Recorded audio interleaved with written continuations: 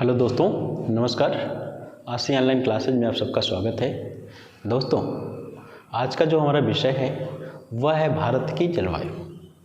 और भारत की जलवायु का जो हम अध्ययन करेंगे तो इस पे मैंने एक वीडियो कल भी बनाया था, लेकिन थोड़ा सा भागम भाग की स्थिति थी और भागम भाग की स्थिति होने के कारण वह वीडियो बहुत अच्छी नहीं बन पाई।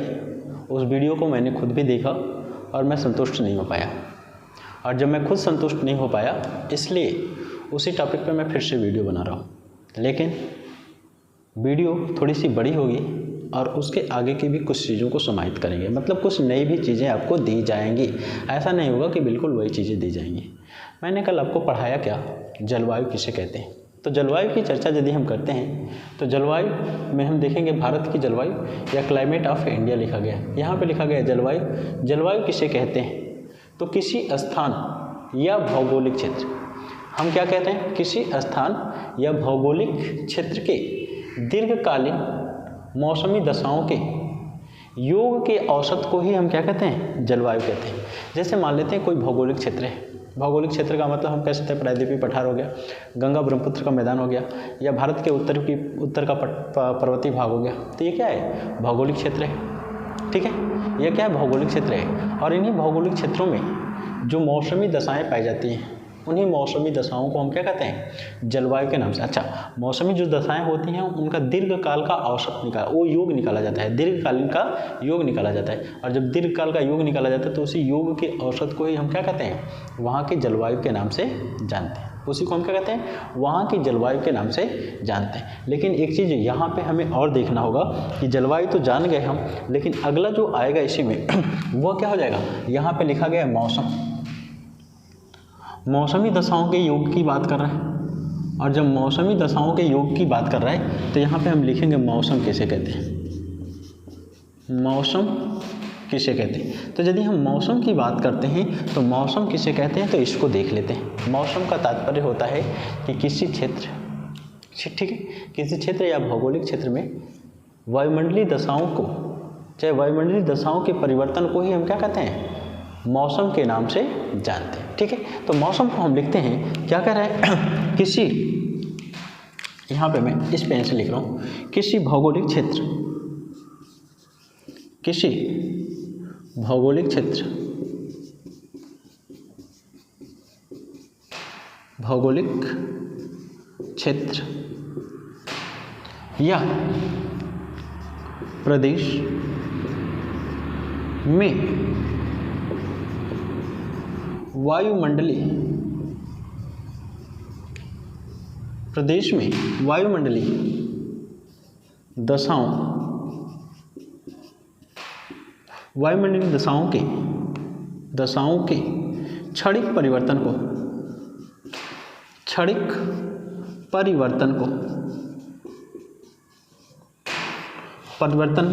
को मौसम कहते हैं, मौसम कहते हैं। ठीक है, तो एक चीज़ और निकल करके आ गया। यह चीज़ क्या है, क्या कह रहा है, मौसम किसे कहते हैं, तो मौसम का तात्पर्य होता है किसी भौगोलिक क्षेत्र, किसी भौगोलिक क्षेत्र, जैसे मैंने बात किया है प्रायद्वीपीय भारत या गंगा ब्रह्मपुत्र का मैदान या तो हिमालय, ठीक है, या प्रदेश में वायुमंडलीय दशाएं या वायुमंडलीय दशाओं के क्षणिक परिवर्तन को, क्षणिक परिवर्तन का मतलब क्या होता है, मौसम के तरह तुम भी ना बदल जाना, क्या है, गाना है ना बॉलीवुड का। ठीक है, तो हो सकता है कोई प्रेमी या प्रेमिका अपने प्रेमी या प्रेमिका से कह रहा हो कि आज तो हमारी बात हो रही है, लेकिन हो सकता है कि तुम कल बदल ना जाओ। जिस तरह से मतलब मौसम में करवटें बदलता है, या मौसम जिस तरह से बदलता है, और जिस तरह से जो मौसम बदलता है तो उसका मतलब क्या हो गया, अभी तेज़ धूप, अभी तेज़ छाँव, अभी बारिश आ गई, अभी आंधी आ गई। इस तरह से क्या होता है, क्षणिक परिवर्तन होता है। पिछले 2 दिनों से हमारे क्षेत्र का भी मौसम कुछ ऐसा ही बना हुआ है। दिन में खूब धूप हो जा रही है, सुबह को बारिश, शाम को बारिश, हल्की फुल्की बूंदाबांदी, तेज हवा चलने लग रही है। तो क्या हो रहा है, यह वायुमंडलीय दशाएं होती हैं। मतलब वायुमंडल किसे कहते हैं, पृथ्वी के चारों तरफ व्याप्त गैसीय आवरण को ही वायुमंडल कहते हैं। मतलब क्या, हमारी पृथ्वी के चारों तरफ व्याप्त जो गैसीय आवरण होता है उसी गैसीय आवरण को ही किस नाम से जानते हैं, वायुमंडल कहते हैं। और इसी वायुमंडल में गैसें हैं, और क्या है, सूर्य का प्रकाश है, तापमान है, ये सब क्या मिल करके करते हैं, हमारे पृथ्वी पर प्रभाव डालते हैं। और इन्हीं प्रभाव डालने से हमारे पृथ्वी की जलवायु बदलती है। लेकिन इन सब को, ये सभी प्रभावित करने वाले तत्वों को किस नाम से जानते हैं, मौसम के नाम से जानने का काम करते हैं। ठीक है। तो मौसम किसे कह रहे हैं, किसी स्थान या प्रदेश या क्षेत्र के जो वायुमंडलीय दशाएं होती हैं, उन वायुमंडलीय दशाओं में जो क्षणिक परिवर्तन होता है। क्षणिक परिवर्तन का मतलब अभी तेज धूप है, अभी तेज छांव हो गया, अभी आंधी आ गई, अभी बारिश हो गई। तो इस तरह से जो परिवर्तन होता है, इसी परिवर्तन को किस नाम से जानते हैं, इसी परिवर्तन को हम मौसम के नाम से जानते हैं। ठीक है। तो वायुमंडल किसे कहते हैं, तो वायुमंडल भी बता दिया गया। पृथ्वी के चारों ओर व्याप्त गैसीय आवरण को हम किस नाम से जानते हैं, वायुमंडल के नाम से जानते हैं। अच्छा, इतना सब होने के बाद अब हमें ये जानना जरूरी है कि भारत की जलवायु है कैसे। ठीक है। तो भारत की जलवायु की यदि हम चर्चा करते हैं, यहाँ पे हेडिंग पड़ती है भारत की जलवायु। क्या है, भारत की जलवायु। और यदि भारत की जलवायु की यदि हम बात करते हैं तो भारत की जलवायु किस प्रकार की है, तो उस प्रकार को लिखते हैं उष्णकटिबंधीय।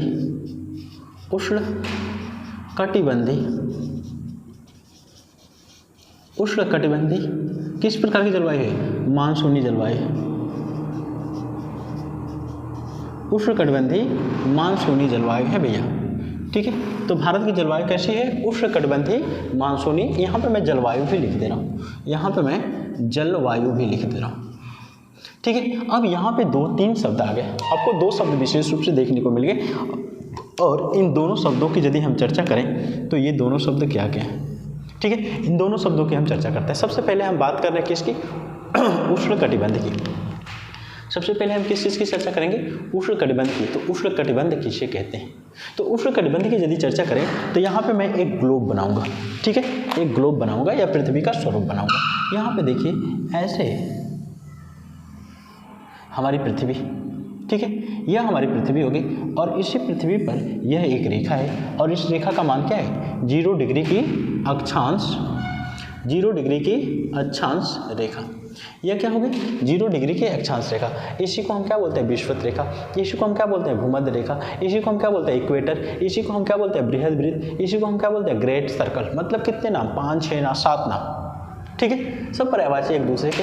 यही है क्या, हमारी पृथ्वी का 0 डिग्री का अक्षांश। और यही क्या करती है, इस पूरे पृथ्वी को, उत्तर वाले हिस्से को, नॉर्थ वाले को नॉर्थ हेमिस्फीयर और साउथ वाले को साउथ हेमिस्फीयर, मतलब उत्तरी गोलार्ध और दक्षिणी गोलार्ध में हमारी पृथ्वी बढ़ जाती है। और जब बढ़ जाती है तो एक चीज़ और देखेंगे, यहाँ पे भी कुछ महत्वपूर्ण रेखाएं पाई जाती हैं। और जो महत्वपूर्ण रेखाएं पाई जाती हैं, उन महत्वपूर्ण रेखाओं में एक रेखा यहाँ से चलती है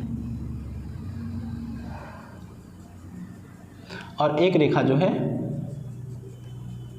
यहाँ से चलती है। तो इसको नाम दिया गया है 23 से ही 1/2n और इसको नाम दिया गया है 23 से ही 1/2s। इसको हम नाम देते हैं कर्क रेखा, कर्क रेखा। और इसको नाम देते हैं हम क्या, मकर रेखा।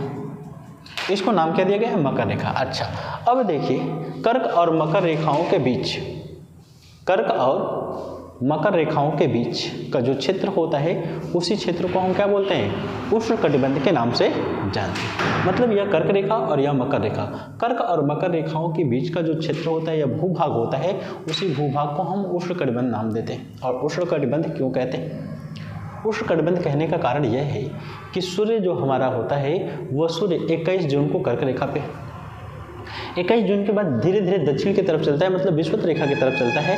और 23 सितंबर आता है, 23 सितंबर को वो विषुवत रेखा पे, 23 सितंबर के बाद वो क्या करता है, दक्षिणायन होने लगता है। और जब दक्षिणायन होता है तो 22 दिसंबर को मकर रेखा पे, 22 दिसंबर को जब मकर रेखा पे होता है तो 22 दिसंबर के बाद पुनः उत्तर की तरफ चलना शुरू करता है, विषुवत रेखा की तरफ। और 21 मार्च को कहाँ पर पहुँचता है, विषुवत रेखा पर। और 21 मार्च के बाद पुनः कहाँ पर पहुँचता है, 21 जून को कर्क रेखा पे। अर्थात जो सूर्य होता है कर्क और मकर रेखाओं के बीच ही घूमता है। अब जो कर्क और मकर रेखाओं के बीच ही घूमता है, इसलिए कर्क और मकर रेखाओं के बीच सूर्यताप अधिक मिलता है। अब जब सूर्यताप अधिक मिलता है, इसलिए इसको उष्णकटिबंध के नाम से जाना जाता है। जबकि इसके ऊपर हम चलते हैं, इसके ऊपर चलते हैं तो यह मिलता है 66 से 1/2n, जिसको क्या नाम दिया गया है, आर्कटिक वृत्त। और यहाँ से हम चलते हैं यदि तो यहाँ पे क्या है 66 से ही 1/2, ठीक है, S, और इसको क्या बोलते हैं अंटार्कटिक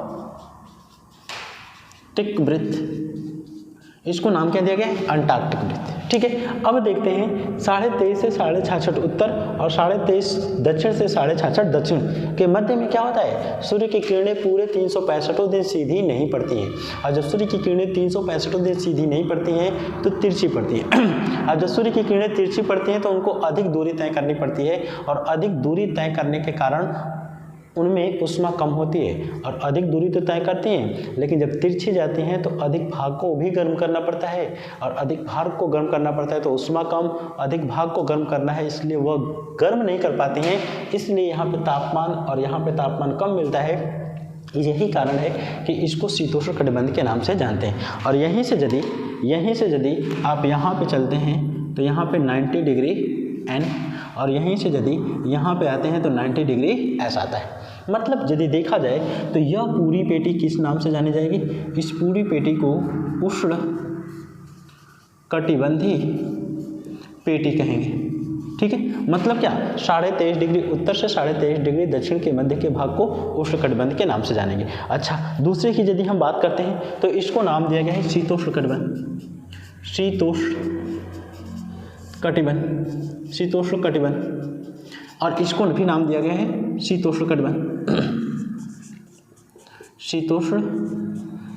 इसको भी नाम दिया गया है। और इसके बाद यह क्या होगा शीत कटिबंध, और यह भी क्या होगा शीत कटिबंध होगा। मतलब क्या कहने का है कि यह 23.5 उत्तर और 23.5 दक्षिण के मध्य के भाग को ही उष्ण कटिबंध के नाम से जाना जाता है। तो इसका मतलब यह भी है कि उष्ण कटिबंधी नाम दिया गया है। भारत की जलवायु कैसी है, उष्ण कटिबंधी, और जब उष्ण कटिबंधी दिया गया तो इसका मतलब भारत का अक्षांशीय विस्तार भी कहीं ना कहीं 23.5 डिग्री दक्षिण और 23.5 डिग्री उत्तर के मध्य ही होगा। तो जब भारत के अक्षांशीय विस्तार का हम जब अध्ययन करते हैं तो 8 डिग्री 4 मिनट उत्तर से लेकर के 37 डिग्री 6 मिनट उत्तर तक है, ठीक है। तो इसका मतलब भारत का आधा हिस्सा किसके अंतर्गत आता है, इस पेटी के अंतर्गत आता है, इसलिए भारत को उष्णकटिबंधीय जलवायु की पेटी कहते हैं। लेकिन दूसरी जो शब्द आई गई है वह क्या है, मानसून। और मानसून की यदि हम बात करते हैं तो मानसून शब्द की उत्पत्ति ग्रीक भाषा के अरब भाषा के मौसम शब्द से बना हुआ है। और जब मौसम शब्द से बना हुआ है तो उसको उसी से देखा जाए तो मौसम से ही मानसून की उत्पत्ति हुई है। और मानसून का मतलब होता क्या है कि जो हवाएं मौसम के अनुसार अपनी दिशा बदल दें, मौसम के अनुसार जो हवाएं अपनी दिशा को बदल देती हैं उन्हीं हवाओं को मौसमी हवाएं कहते हैं। मतलब क्या, मतलब कहने का यह है कि यदि हम पृथ्वी की बात करते हैं तो पृथ्वी पर स्थल भी है और जल भी है। लेकिन जब ग्रीष्म काल होता है तो स्थल अधिक गर्म हो जाता है, इसलिए वहाँ पे निम्न वायुदाब का केंद्र बन जाता है। सागर धीरे धीरे गर्म होता है, इसलिए वहाँ पे उच्च वायुदाब का केंद्र बनता है। तो ग्रीष्म काल में हवाएं सागर से स्थल की तरफ चलती हैं, तो इसलिए इसको हम क्या कहें, मौसम के अनुसार ये बह रही हैं। लेकिन जब शीतकाल की हम बात करते हैं तो शीतकाल में हवाएं क्या करती हैं, सागर के तरफ चलने लगती हैं। कहाँ से, स्थल से। शीतकाल में हवाएं स्थल से सागर की तरफ चलने लगती हैं। तो ये क्या कर रही हैं, मौसम के अनुसार अपनी दिशा को बदल दी, इसलिए उन्हें हम क्या कहते हैं, मानसूनी हवाएं कहते हैं। इसलिए उसको क्या कहते हैं, मानसूनी हवाएं कहते हैं। और जब इसको मानसूनी हवाएं कहते हैं तो इन्हीं मानसूनी हवाओं के संपर्क में आने से क्या होता है, भारत की जलवायु प्रभावित होती है। क्योंकि जो जलीय समीर होता है, मतलब जो ग्रीष्म काल में पवनें चलती हैं, मानसूनी पवनें, उन्हीं पवनों के संपर्क में आने से भारत में वर्षा होता है। उन्हीं पवनों के संपर्क में आने से भारत में वर्षा होता है, इसलिए भारत को क्या कहते हैं, मानसूनी जलवायु के नाम से भी जाना जाता है। कहने का मतलब यह है कि भारत उष्णकटिबंध में है, इसलिए उष्णकटिबंधी, जबकि मानसूनी हवाओं द्वारा यहाँ पे वर्षा होती है, इसलिए मानसूनी जलवायु के नाम से जानते हैं। तो भारत में किस प्रकार की जलवायु पाई जाती है, उष्णकटिबंधी मानसूनी जलवायु। कारण क्या है, अवस्थिति उष्णकटिबंध में और मानसूनी हवाओं द्वारा वर्षा होती है, इसलिए मानसूनी जलवायु के नाम से जाना जा रहा है। ठीक है, तो भारत की जलवायु कैसी हो गई, उष्णकटिबंधीय मानसूनी जलवायु। हमने 3 चीज़ों पे चर्चा कर लिया, 3 चीज़ों पे चर्चा कर लिया। वे 3 चीज़ क्या हैं, भारत की जलवायु, ठीक है। तो जलवायु किस प्रकार की है? उष्णकटिबंधीय मानसूनी जलवायु। जलवायु किसे कहते हैं? तो किसी स्थान के भौगोलिक क्षेत्र के दीर्घकालीन मौसमी दशाओं के औसत के योग को ही हम क्या कहते हैं? जलवायु कहते हैं। तो फिर मौसम क्या होता है? तो मौसम का मतलब होता है किसी भौगोलिक क्षेत्र या प्रदेश में वायुमंडलीय दशाओं के क्षणिक परिवर्तन को ही हम मौसम कहते हैं। तो वायुमंडलीय दशाएं क्या होती हैं? कभी तेज धूप, कभी तेज छांव, कभी आंधी आ गई, कभी वर्षा हो गया, कभी कभी ओले भी पड़ जाते हैं, ठीक है। कभी कभी क्या होते हैं? ओले भी पड़ जाते हैं। तो इन ओलों के पड़ने से ही क्या होता है? यहाँ पे वायुमंडलीय दशाओं में परिवर्तन हो रहा है। मतलब इस तरह के जो परिवर्तन होते हैं इन्हीं को हम वायुमंडलीय दशाएं कहते हैं। और इन्हीं वायुमंडलीय दशाओं के क्षणिक परिवर्तन को मौसम, लेकिन इसी को यदि दीर्घकाल का औसत ले लिया, जैसे 30 साल, 32 साल, 35 साल, सामान्यतः 32 साल माना जाता है, लेकिन कुछ लोग 28, कुछ लोग 30, कुछ लोग 32 और कुछ लोग 35 साल तक भी मानते हैं, लेकिन सामान्य तौर पर 32 ही माना जाता है, ठीक है। तो देखा जाए किसी स्थान या प्रदेश के वायुमंडलीय दशाओं के 32 साल का योग जो होता है वही उस स्थान के किस नाम से जाना जाता है? जलवायु के नाम से जाना जाता है, ठीक है। और इस आधार पे हमने भारत के मुख्य ताप कटिबंध पेटियों की भी चर्चा कर लिया। लेकिन ये मत सोचिएगा कि इतना ही से ये कटिबंध की पेटियां समाप्त हो गई। कटिबंध की पेटियों का अलग से ही क्लास चलेगा। हालांकि जो चीज़ें बीच में आ रही हैं तो उनसे मैं रिलेट करने का प्रयास कर रहा हूँ कि आप जुड़ जाएँ, आपकी अंडरस्टैंडिंग बढ़ जाए, आपका समझ बढ़ जाए, ठीक है। इसलिए मैं जोड़ने का काम कर रहा हूँ, ठीक है। ये चीज़ें जब आएंगी तो उनको फिर से मैं पढ़ाने का काम करूँगा। तो ये 3 चीज़ें आपने पढ़ा। इसके बाद अगली जो हमारी हेडिंग होगी वह हेडिंग क्या हो सकती है? वह हेडिंग यह होगी कि भारत की जलवायु को प्रभावित करने वाले कारक, ठीक है। चाहे सामान्य तौर पे हम देखें कि जलवायु को प्रभावित करने वाले कारक कौन कौन से होते हैं, ठीक है। तो हमारी हेडिंग बन रही है जलवायु को प्रभावित करने वाले कारक। इसको मैं यहाँ से ऐसे रेखा बना दे रहा हूँ, यह अलग हो गया और यह अलग, ठीक है। जलवायु को प्रभावित करने वाले कारक, जलवायु को प्रभावित करने वाले, जलवायु को प्रभावित करने वाले कारक,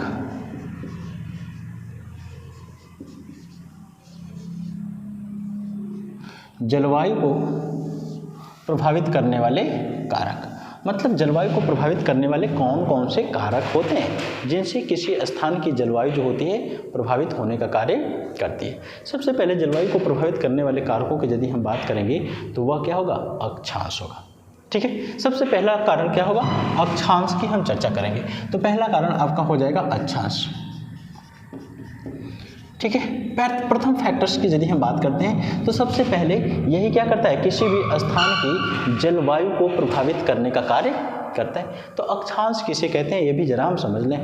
अक्षांश का मतलब होता है कि पृथ्वी पर क्षैतिज जो रेखाएं हैं, क्षैतिज रेखाएं, लेटी हुई रेखाएं, लैटिट्यूड भी इनको बोलते हैं, लेटिट्यूड से लेटी हुई रेखाएं जो सो रही हैं, आराम कर रही हैं, उन्हीं रेखाओं को क्या कहते हैं? अक्षांश रेखाएं कहते हैं। दूसरे शब्दों में यदि हम देखें तो विषुवत रेखा के समानांतर खींची गई रेखाओं को ही क्या कहते हैं? अक्षांश रेखाएं। अच्छा, एक चीज़ और भी है, पृथ्वी पर जितनी भी रेखाओं के नाम आएंगे सारी की सारी रेखाएं काल्पनिक होंगी, कहीं फावड़े कुदार या मशीन से बनाई नहीं गई होंगी।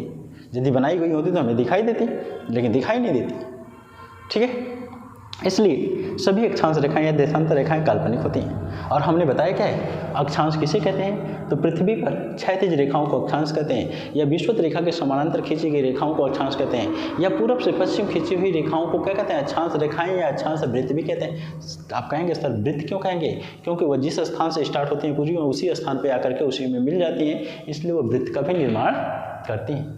और मैंने अभी यहीं पे बताया था इस रेखा को बृहद वृत्त भी कहते हैं, क्योंकि यह पृथ्वी पर सबसे बड़ा वृत्त है, इससे बड़ा वृत्त कोई नहीं है। इससे जैसे उत्तर जाएंगे तो वृत्त के साइज छोटी होती जाएंगी, जैसे दक्षिण आएंगे तो भी वृत्त के साइज क्या होती जाएंगी? छोटी होती जाएंगी, इसलिए उसको बृहद वृत्त का नाम दे दिया गया, ठीक है। तो पहले स्थिति की हम बात करते हैं अक्षांश। अच्छा, अक्षांश की यदि हम बात करते हैं तो अक्षांश किस तरह से किसी स्थान की जलवायु को प्रभावित करने का काम करता है, ठीक है। तो यदि अक्षांश की हम बात करते हैं तो यह जो हमारा अक्षांश है, इस अक्षांश की यदि बात करते हैं तो फिर एक मैं छोटा सा ग्लोब बना करके आपको समझाने का प्रयास करूंगा, फिर भी ओरली मैं समझा रहा हूँ आपको, ठीक है। यदि पृथ्वी पर जैसे 23.5 डिग्री उत्तर 23.5 डिग्री दक्षिण की हमने बात किया है, तो इन्हीं दोनों के मध्य सूर्य की किरणें 365 दिन पड़ती हैं। जरा देखते हैं, इसको फिगर से ही समझाऊंगा तो बेहतर ज़्यादा रहेगा, ठीक है। यहाँ पर देखिए, सॉरी मैं अच्छे से ग्लोब नहीं बना पाया, फिर से बनाता हूँ।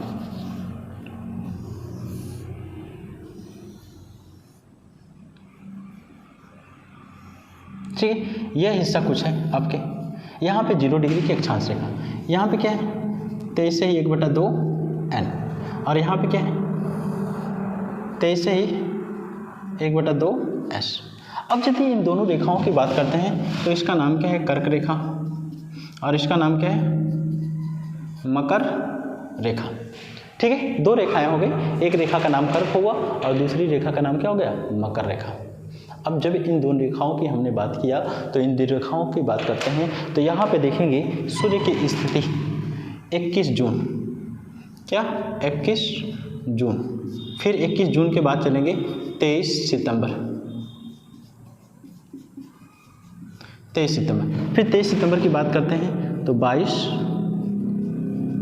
दिसंबर, फिर 22 दिसंबर के बाद यदि बात करते हैं तो यहाँ पे क्या आ जाता है 21 मार्च आ जाता है। ठीक है, 4 स्थितियाँ, 4 स्थितियों की यदि हम बात करते हैं तो इनकी स्थिति को देखिए, जब 21 जून को सूर्य यहाँ पे होता है तो उसके बाद इधर चलता है, उसके बाद इधर चलता है, उसके बाद पुनः इधर चलता है, उसके बाद पुनः यहाँ चलता है। अब देखेंगे इन अक्षांशों की स्थिति को, इन अक्षांशों में जैसे 21 जून को सूर्य की किरणें कहाँ पे पड़ रही हैं कर्क रेखा पे, 21 जून को सूर्य की किरणें कहाँ पे कर्क रेखा पे, और जब सूर्य की किरणें कर्क रेखा पे होती हैं तो मतलब कर्क रेखा कहाँ पे उत्तरी गोलार्ध में, और जब उत्तरी गोलार्ध में है तो आप 21 जून के आसपास का समय देखिए कितनी भयंकर गर्मी पड़ती है। मतलब क्या कि जब 21 जून को सूर्य की किरणें कहाँ पे कर्क रेखा पे होती हैं तो उत्तरी गोलार्ध भयंकर गर्मी का सामना करता है, लेकिन ठीक इसी दिन और इसी समय दक्षिणी गोलार्ध में अर्थात मकर रेखा के आसपास के क्षेत्रों में भयंकर ठंडी भी पड़ती है, भयंकर ठंडी पड़ती है। कारण क्या है, सिर्फ अक्षांशों के अंतर है। लेकिन जैसे ही 21 जून के बाद पृथ्वी पर सूर्य की स्थिति जो होती है 23 सितंबर को कहाँ पे होती है विषुवत रेखा पे। जब विषुवत रेखा पे होती है तो 23 सितंबर को देखेंगे अब 12 घंटे के दिन और 12 घंटे की रातें होती हैं। लेकिन 23 सितंबर के बाद पुनः पृथ्वी पर हमारे सूर्य की स्थिति क्या हो जाती है 22 दिसंबर को कहाँ पे मकर रेखा पे। और जब मकर रेखा पे होता है तो उस समय 22 दिसंबर को दक्षिणी गोलार्ध में भयंकर गर्मी, दक्षिणी गोलार्ध में भयंकर गर्मी तथा 22 दिसंबर के आसपास हमारे गोलार्ध में भयंकर ठंडी होती है। ठीक है, तथा 22 दिसंबर के बाद पुनः सूर्य क्या होता है विषुवत रेखा की तरफ जाता है तथा 21 मार्च को, अभी 21 मार्च कितने दिन हुए बीते हुए 10 दिन ही तो हुआ, 10 दिन की बात कर रहे हैं यदि, तो यहाँ पे 21 मार्च जो है 21 मार्च को सूर्य की स्थिति विषुवत रेखा पे, तो विषुवत रेखा पे है तो इसलिए पृथ्वी पर दिन रात बराबर हो गए और गर्मी ना बहुत ज़्यादा ना बहुत ज़्यादा ठंडी। ठीक है, लेकिन जब यहाँ पे सूर्य है तो उत्तरी गोलार्ध में खूब गर्मी, दक्षिणी गोलार्ध में खूब ठंडी। लेकिन जब सूर्य यहाँ पे है तो दक्षिणी गोलार्ध में क्या खूब गर्मी और उत्तरी गोलार्ध में खूब ठंडी। लेकिन एक चीज़ और देखेंगे, सर्वाधिक तापमान कहाँ पे प्राप्त होता है विषुवत रेखा पे, क्योंकि जब सूर्य यहाँ पे है तो विषुवत रेखा पे तापमान सर्वाधिक होगा, यहाँ पे होगा तो भी तापमान प्राप्त करेगा, यहाँ पे होगा तो भी तापमान प्राप्त करता है। इसलिए पृथ्वी पे सबसे ज़्यादा तापमान कहीं पे मिलता है तो वो विषुवत रेखा पे मिलता है। मतलब पृथ्वी का सबसे गर्म स्थल मत समझ लीजिएगा कि विषुवत रेखा पे मिलेगा, यह गलत हो जाएगा। लेकिन सर्वाधिक तापमान कहाँ पे मिलता है तो विषुवत रेखा पे ही मिलता है। ठीक है, जब विषुवत रेखा पे मिल रहा है तो इन अक्षांशों का प्रभाव वहाँ की जलवायु को प्रभावित कर रही है। लेकिन जैसे जैसे आप विषुवत रेखा से ध्रुवों की तरफ बढ़ते हैं तो तापमान में गिरावट दर्ज होती है। ठीक है, जैसे जैसे आप विषुवत रेखा से ध्रुवों की तरफ बढ़ रहे हैं, जैसे मान लेते हैं यहाँ से विषुवत रेखा से हम कहाँ पे बढ़े उत्तरी ध्रुव की तरफ, इस विषुवत रेखा से कहाँ पे बढ़े दक्षिणी ध्रुव की तरफ। तो जब उत्तरी और दक्षिणी ध्रुव की तरफ चल रहे हैं तो तापमान में क्या होगी गिरावट दर्ज होगी। इसलिए इस बेल्ट को उष्णकटिबंध, लेकिन इससे जब इधर जा रहे हैं तो शीतोष्णकटिबंध, और यहाँ पे आएंगे तो क्या होगा शीतकटिबंध। ठीक वही स्थिति यहाँ पे उष्णकटिबंध, यहाँ से नीचे आ रहे हैं तो क्या शीतोष्णकटिबंध, और यहाँ पे आएंगे तो क्या हो जाएगा शीतकटिबंध के नाम से जाना जाएगा। ठीक है, तो किसी स्थान के जलवायु को प्रभावित करने में अक्षांशों का भी अहम रोल होता है, क्योंकि यदि हम एक चीज़ और देखेंगे, इनको हम निम्न अक्षांश बोलते हैं, इसको और इसको क्या बोलते हैं मध्य अक्षांश। जैसे इस फिगर में देख लेते हैं, यह जो हिस्सा है इसको हम किस नाम से जानते हैं निम्न अक्षांश, क्योंकि अक्षांशीय मान कम है। लेकिन यह हिस्सा और यह हिस्सा, इन दोनों की यदि बात करते हैं तो ये दोनों किस नाम से जाने जाएंगे मध्य अक्षांश, क्योंकि अक्षांशीय मान बीच में है। और यहाँ पे आते हैं तो इनको क्या बोलते हैं निम्न उच्च अक्षांश बोलते हैं। अर्थात कहने का मतलब यह है कि सर्वाधिक गर्मी कहाँ पे निम्न अक्षांशों पे, उससे थोड़ी सी कम गर्मी मध्य अक्षांशों में, और सबसे कम गर्मी मतलब बिल्कुल ठंडा कहाँ पे उच्च अक्षांशों में पाया जाता है। तो एक चीज़ और अब बता देंगे कि इस निम्न अक्षांशों की जलवायु कैसी है उष्ण है, मध्य अक्षांशों की जलवायु कैसी है, शीतोष्ण है, और उच्च अक्षांशों की जलवायु कैसी है, बिल्कुल शीत है।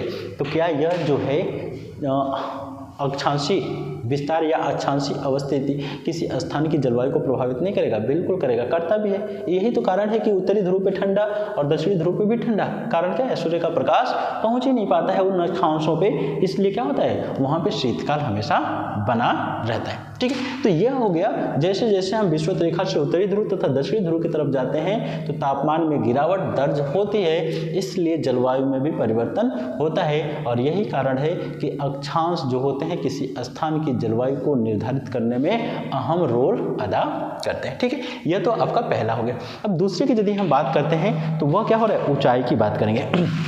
दूसरा यह ए हो गया, यह क्या हो गया, ए, और इसकी यदि हम बात करेंगे तो यह क्या हो जाएगा, आपका बी हो जाएगा। और यदि बी की हम बात करते हैं तो बी क्या कह रहे हैं, ऊंचाई की बात कर रहे हैं, ऊंचाई की बात कर रहे हैं। ठीक है, ऊंचाई की यदि हम बात करते हैं तो इसको ऊंचाई या तुंगता के नाम से भी जाना जाता है, ऊंचाई या तुंगता के नाम से भी जाना जाता है। एक चीज़ दोस्तों ओरली में चर्चा पहले आपसे कर ले रहा हूँ, और चर्चा करने के बाद फिर मैं यहाँ पे लिखने का भी काम करूँगा। सबसे पहले हम देखते हैं, यदि आप क्षोभ मंडल में रहने वाले हैं। अच्छा, एक सामान्य सा चीज़ देखो, हालांकि वायुमंडल में खूब डिटेल इस पर हम चर्चा करेंगे, लेकिन थोड़ा सा हम चर्चा कर रहे हैं। जैसे मान लेते हैं शीतकाल का समय आ जाता है तो हम कोशिश करते हैं बिल्कुल आग के पास चले जाएं, दूर से थोड़ी ना। जैसे मान लो कि वहाँ पे 150 मीटर दूर आग जला करके और यहाँ से ऐसे तापें, आग हाथ सेकने का काम करें तो हमें ऊष्मा मिलेगी, नहीं मिलती है। इसलिए हम क्या करते हैं, उसके पास में जाते हैं, और जब उसके पास में जाते हैं तो क्या होता है कि हमें ऊष्मा अधिक मिलती है। तो हम एक चीज़ और देखते हैं, जैसे पृथ्वी से हम ऊपर जा रहे हैं, ऊपर सूर्य की तरफ, तो हमारे और सूर्य के बीच की दूरी कम हो रही है। तो जब हमारे और सूर्य के बीच की दूरी कम हो रही है तो हमें ऊष्मा अधिक मिलना चाहिए, इसमें नो डाउट। लेकिन जैसे हम पृथ्वी से सूर्य की तरफ जाते हैं तो क्षोभ मंडल में तापमान गिरता है और समताप मंडल में बढ़ता है, फिर मध्य मंडल में गिरता है, फिर उसके बाद घटता बढ़ता रहता है। तो इसके गिरने का कारण क्या है, तो गिरने का जो कारण है वो कौन सा है, कार्बन डाइऑक्साइड।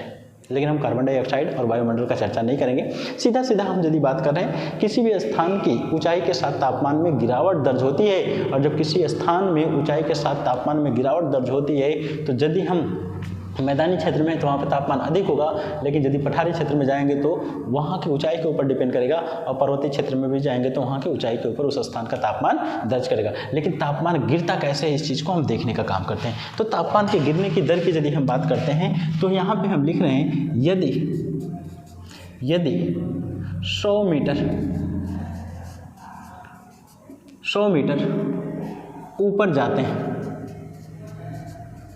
क्या लिखा हमने, यदि 100 मीटर ऊपर, एरो है, एरो ऊपर को है, मतलब क्या, ऊंचाई पे जाते हैं, तो तापमान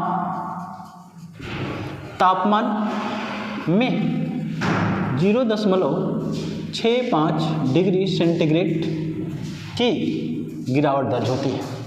ठीक है, महत्वपूर्ण। इसको मैं लिखवाता तो 2-3 लाइन लग जाता, लेकिन 2-3 लाइनों में लिखवाने का काम नहीं करूंगा। इसलिए नहीं करूंगा क्योंकि यहाँ पे मैंने लिखा है यदि 100 मीटर, एरो ऊपर को बना दिया, इसका मतलब ऊपर जाते हैं तो तापमान में 0.65 डिग्री सेंटीग्रेड की गिरावट दर्ज होती है। दूसरा सेंटेंस देखते हैं, तो दूसरा सेंटेंस कहता है कि लगभग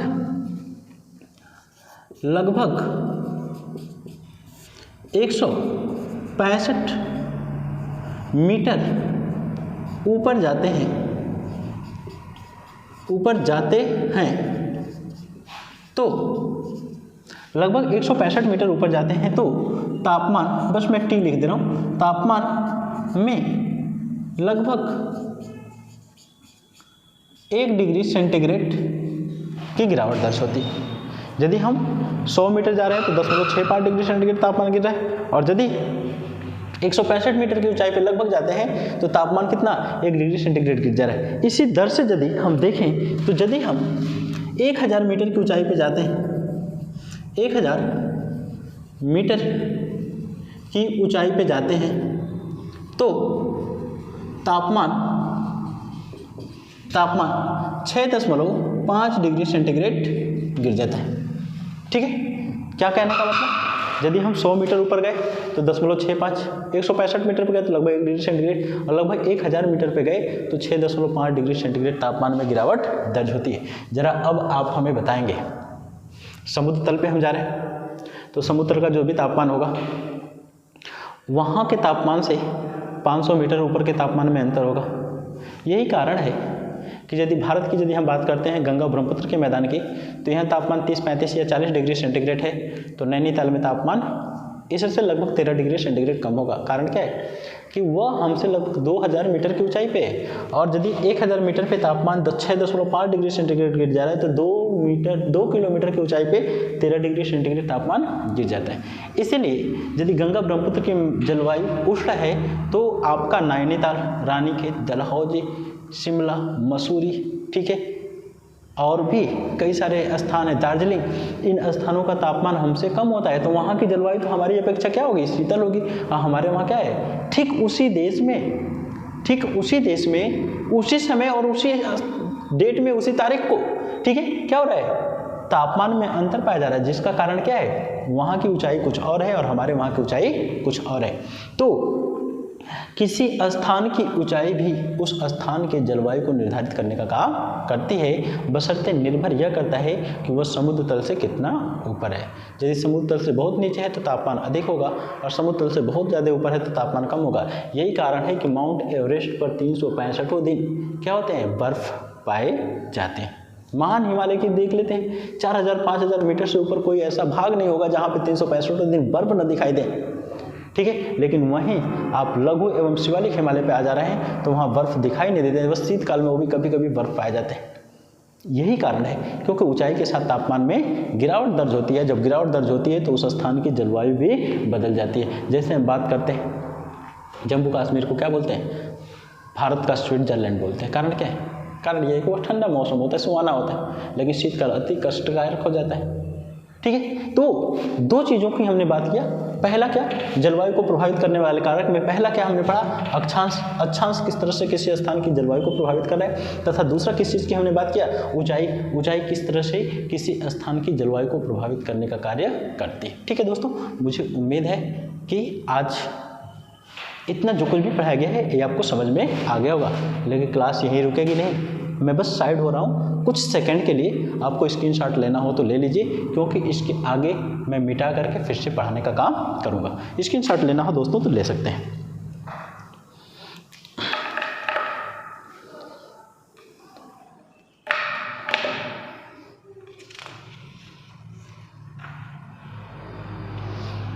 ठीक है दोस्तों, मुझे उम्मीद है कि आप लोग स्क्रीनशॉट लेने की इच्छा रही होगी तो ले लिए होंगे। अब तीसरे पॉइंट की हम बात करेंगे। तीसरा पॉइंट जो होगा वो क्या, भारत की जलवायु को प्रभावित करने वालों में, ठीक है। तीसरा क्या है, भारत की जलवायु को प्रभावित करने वाले कारकों में, तो उसका नाम आ जाएगा आपका, वह हो जाएगा क्या, वायु दाब। तो तीसरा सी की हम बात करते हैं, और सी क्या होता है, वायु दाब। और यदि वायु दाब की बात करते हैं तो इसको हम क्या बोलते हैं, एयर प्रेशर। अच्छा, वायु में भी वो दबाव होता है, कारण क्या है, कारण को देखते हैं। यदि हम शीतकाल की बात करें या वर्षा ऋतु की बात करें तो इन समय में वायु में दबाव अधिक होता है, लेकिन यदि ग्रीष्मकाल की बात करेंगे तो वायु में दबाव कम पाया जाएगा। ग्रीष्मकाल में वायु में दबाव कम पाया जाता है। कारण क्या है वायु में दबाव कम पाए जाने का, तो देखिए तापमान और वायु दाब में विपरीत संबंध पाया जाता है। तापमान और वायु दाब में विपरीत संबंध पाया जाता है। यदि यहाँ पे हम देखते हैं, यहाँ पे हम लिखते हैं, यदि तापमान बढ़ता है तो वायु दाब घटेगा, ठीक है। यदि तापमान बढ़ता है तो वायु दाब में क्या होगी, गिरावट दर्ज होगी। कारण क्या है, वायु दाब में यदि हम बात करते हैं तो वायु में उपस्थित जल की मात्रा को क्या कहते हैं, आर्द्रता कहते हैं। वायु में उपस्थित जल की मात्रा को आर्द्रता, और जब वायु में जल की मात्रा है तो वायु भारी होगी, और जब वायु भारी होगी तो वायु का दबाव बढ़ जाएगा, और इसी को हम क्या कहते हैं, वायु दाब कहते हैं। लेकिन जरा सोचिए, यदि तापमान अधिक हो गया तो वायु में जो जल की मात्रा है वो क्या हो जाएगी, तापमान द्वारा निचोड़ ली जाएगी या सोख ली जाएगी या अवशोषित कर ली जाएगी या उसे वाष्प में बदल दिया जाएगा। और जब वाष्प में बदल दिया जाएगा तो वायु के जल को ले लिया गया तो वायु क्या हो जाएगी, हल्की हो जाएगी। और जब वायु हल्की हो जाती है तो हवाएं चलने लगती हैं। क्यों? क्योंकि वायुदाब कम हो गया। तो इस तरह से देखा जाए कि तापमान और वायुदाब में विपरीत संबंध। जिस स्थान पे तापमान कम है उस स्थान पे वायुदाब अधिक, जिस स्थान पे तापमान अधिक है उस स्थान पे वायुदाब कम होता है। यही कारण है कि भारत में वर्षा भी होती है, यही कारण है कि भारत में वर्षा भी होती है मानसूनी पवनों के द्वारा। मानसूनी पवनों के द्वारा भारत में वर्षा भी होती है। एक छोटा सा मैं मैपिंग करके आपको समझाने का प्रयास करता हूँ, ठीक है। छोटा सा, बिल्कुल छोटा सा मैपिंग बनाऊंगा मैं। यहाँ पे देखते हैं, यह जो है हमारा हिस्सा है और यह हिस्सा किसका है, अपने भारत का ही।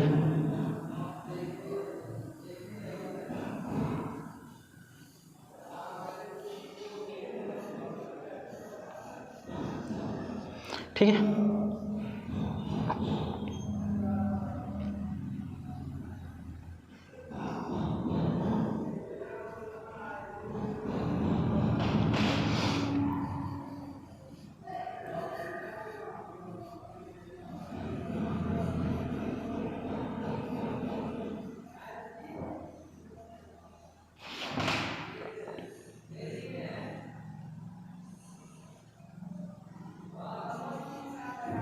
ठीक है। यह भारत का मैप है, एक सामान्य सा बहुत छोटा सा मैं बनाया हूँ और रफली बना दिया हूँ ताकि आपको दिक्कत ना हो समझने में भी और बहुत ज़्यादा समय भी न ले जाए।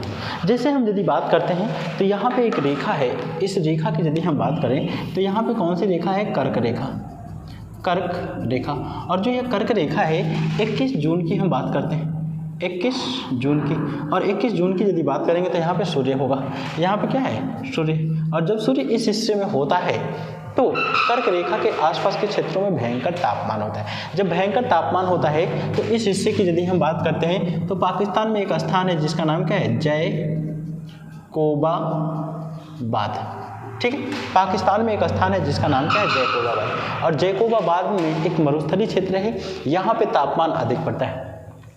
और सूर्य कर्क रेखा के निकट होने के कारण इस हिस्से में तापमान खूब भयंकर। और तापमान भयंकर तो अच्छा, रेत की एक विशेषता होती है कि तापमान के संपर्क में आती है जल्दी से गर्म हो जाती है और जैसे ही तापमान समाप्त होता है जल्दी से ठंडा भी हो जाती है। ठीक है, तो जैसे कोई बीपी का मरीज हो, थोड़ी सी बात पे बहुत जल्दी गुस्सा हो जाता है लेकिन फिर थोड़े से जल्दी ही शांत हो जाता है। यदि यहाँ पे बात करते हैं जैकोबाबाद, तो जैकोबाबाद जो स्थान है तो यहाँ पे तापमान अधिक पड़ता है। और जब तापमान अधिक पड़ता है तो यह स्थान क्या हो जाता है, जल्दी से गर्म हो जाता है। और जब जल्दी से गर्म होगा तो यहाँ पे क्या होगा, यहाँ पे एलपी मैं लिख रहा हूँ। एलपी का मतलब क्या होता है, लो प्रेशर।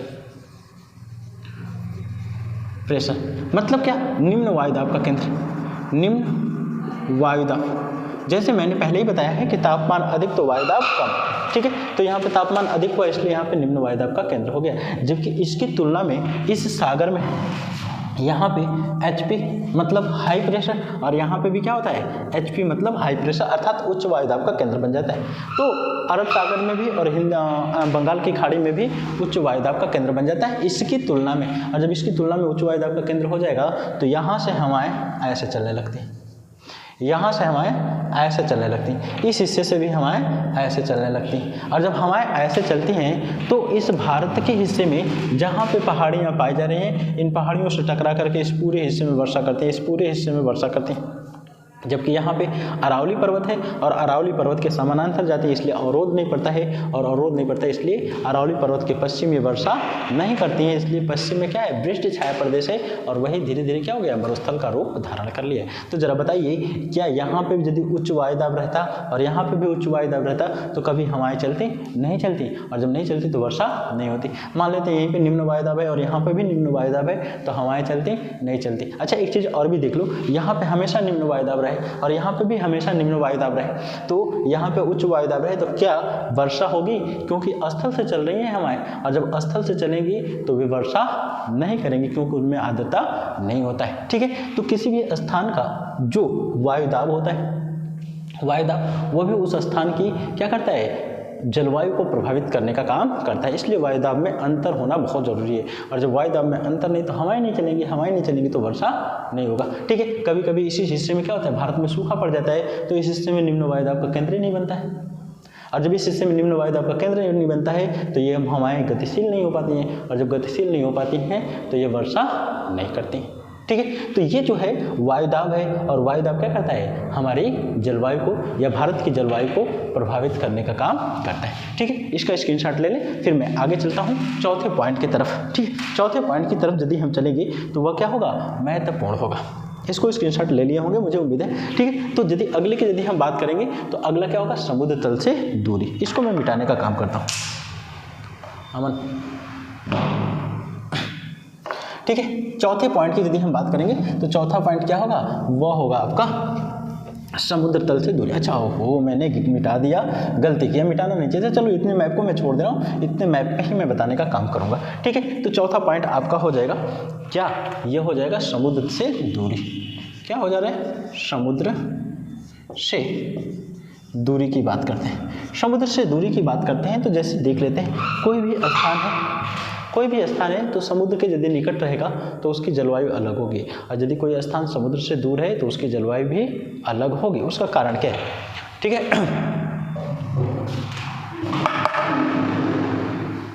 ठीक है, यदि हम देखते हैं, थोड़ा सा इसको मैं बना ही ले रहा हूँ, और बनाने के लिए मैं ऐसे कर दे रहा हूँ।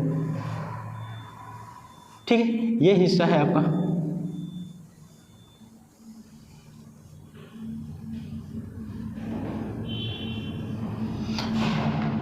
ठीक है, बस इतना ही रहने दे रहा हूँ। अब यदि देखते हैं तो यहाँ पे कौन सा सागर है, अरब सागर, और यहाँ पे कौन सा है, बंगाल की खाड़ी, बंगाल की खाड़ी। ठीक है, दो आपके सागर और खाड़ियाँ हैं। और जब ये दो सागर या खाड़ियों की यदि हम बात करते हैं तो जरा इस हिस्से को देखेंगे, ये जो पेटी है, इस पेटी की यदि हम बात करते हैं, यह पेटी, यह सागर के तट के किनारे है, और इस पेटी की भी यदि बात करें तो यह भी सागर के तट के किनारे है। अब जरा देखते हैं यहाँ पे कैसे प्रभाव पड़ता है। स्थल खंड की विशेषता क्या होती है, स्थल खंड की विशेषता, स्थल खंड की ये विशेषता होती है कि वह सूर्य के तापमान के संपर्क में आने पे जल्दी गर्म हो जाते हैं और जल्दी ही ठंडा भी हो जाते हैं। जबकि जल की क्या विशेषता होती है, जल में गुप्त उष्मा पाई जाती है, वह धीरे धीरे गर्म होता है और धीरे धीरे ही ठंडा होता है। सागर या जलीय भाग धीरे धीरे गर्म और धीरे धीरे ठंडा होता है, जबकि स्थल जल्दी से गर्म और जल्दी से ठंडा हो जाता है। यही कारण है जो सागर के तट के किनारे स्थान होते हैं तो ये जल्दी से गर्म हो गया तो यहाँ पे निम्न वायुदाब का केंद्र बनेगा, उसकी तुलना में सागर धीरे धीरे गर्म हो रहा है तो यहाँ पे उच्च वायुदाब का केंद्र बनेगा। इसलिए हवाएं उच्च वायुदाब से निम्न वायुदाब की तरफ क्या होती हैं, गतिशील हो जाती हैं। हवाएं उच्च वायुदाब से निम्न वायुदाब की तरफ गतिशील हो जाती हैं। तो यहाँ पे तापमान अधिक पड़ता है, फिर भी यहाँ पे गर्मी अधिक नहीं पड़ती है, क्योंकि दिन के समय सागर से चलने वाली हवाएं इस स्थान के तापमान को गिरा देती हैं, और रात में भी विपरीत हवाएं चलने लगती हैं स्थल से जल की तरफ। ग्रीष्म काल में सागर से स्थल की तरफ और शीतकाल में स्थल से सागर की तरफ चलने लगती हैं। इसलिए यहाँ का तापमान जो है लगभग एक समान पाया जाता है। 365 दिन एक समान पाया जाता है, और 365 दिन एक समान पाया जाता है तो उसी को हम क्या बोलते हैं, समजलवायु के नाम से जानते हैं। दूसरी चीज़ की यदि हम बात करते हैं, जैसे एग्जाम्पल देते हैं, जैसे हमारे वहाँ के बहुत सारे लोग मुंबई जाते हैं कमाने के लिए, महाराष्ट्र चले जाते हैं, गुजरात चले जाते हैं, चेन्नई चले जाते हैं।